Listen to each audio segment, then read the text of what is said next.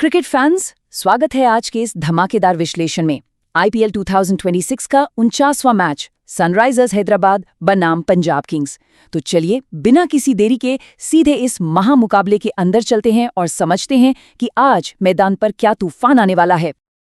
अब देखिए 6 मई को राजीव गांधी इंटरनेशनल स्टेडियम में होने वाले इस मैच की पूरी कहानी टिकी है सिर्फ एक थीम पर, बदला या फिर से वही पुराना नतीजा।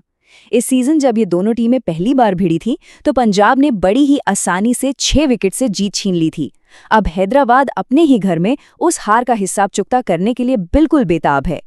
आज के इस मैच को गहराई से समझने के लिए हम 3 सबसे बड़ी टक्करों पर ध्यान देंगे। पहली, हेड बनाम अर्शदीप, दूसरी क्लासन बनाम चहल और तीसरी कप्तान कमिंस की वापसी। तो शुरुआत करते हैं हमारी पहली टक्कर से, ट्रैविस हेड बनाम अर्शदीप सिंह। ये एक क्लासिक पेस वर्सेस पावर का मुकाबला है। एक तरफ हमारे पास ट्रैविस हेड हैं जो सच में इस सीजन के आखिर तक आते आते किसी तूफान की तरह बैटिंग कर रहे हैं, और उनके ठीक सामने हैं अर्शदीप सिंह। अर्शदीप के कंधों पर सबसे बड़ी जिम्मेदारी है, उन्हें किसी भी कीमत पर हैदराबाद के इस खतरनाक टॉप ऑर्डर को तोड़ना होगा। अगर हम ESPN क्रिक इन्फो के आंकड़ों की सुने तो ये नंबर सच में डराने वाला है। 140 से ज्यादा। जी हां, अर्शदीप के खिलाफ हेड का स्ट्राइक रेट 140 के पार रहता है। मतलब शुरुआत से ही सीधा अटैक, कोई रहम नहीं। लेकिन रुकिए, कहानी में एक ट्विस्ट भी है। इन आंकड़ों को देखकर लगता है कि हेड पूरी तरह हावी हैं, पर अर्शदीप ने 8 T20 पारियों में हेड को 3 बार पवेलियन का रास्ता भी दिखाया है। यानी जब जब हेड आक्रामक होते हैं, अर्शदीप पलटवार करने का सही तरीका निकाल ही लेते हैं। तो टॉप ऑर्डर के इस तूफान के बाद एक बड़ा सवाल ये उठता है, क्या पंजाब के स्पिनर्स साउथ अफ्रीका के इस पावर हाउस बल्लेबाज को रोक पाएंगे?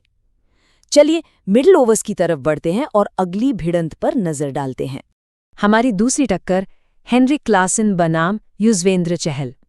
ये मैचअप लिटरली स्पिन और ताकत के बीच की एक जबरदस्त लड़ाई है।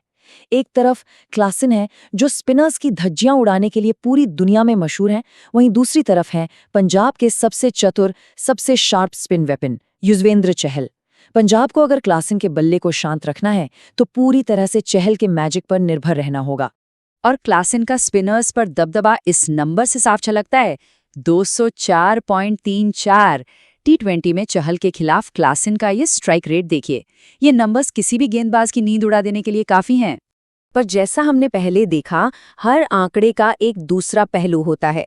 10 पारियों में चहल ने अपनी घूमती हुई गेंदों में क्लासन को 3 बार फंसाया है, इसलिए इस क्लैश का टेंशन और भी ज्यादा हाई हो जाता है। इन दोनों के बीच कुछ भी हो सकता है।